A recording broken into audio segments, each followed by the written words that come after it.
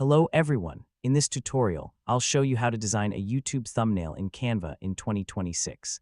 A great thumbnail can help attract more viewers and improve your video's click-through rate. Let's get started. First, open your web browser and go to Canva. Sign in to your Canva account. Once you're on the home page, click the search bar at the top and type YouTube thumbnail.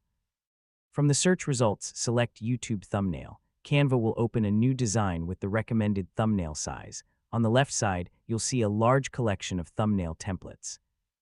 Browse through the designs and click on any template you like. If you prefer, you can also start with a blank thumbnail. Now customize your design. Click on the text boxes to replace the sample text with your own video title. Choose a clear, bold font and adjust the size and color using the toolbar at the top. To add your own photo, click Uploads, select Upload Files, choose an image from your computer, and add it to the canvas.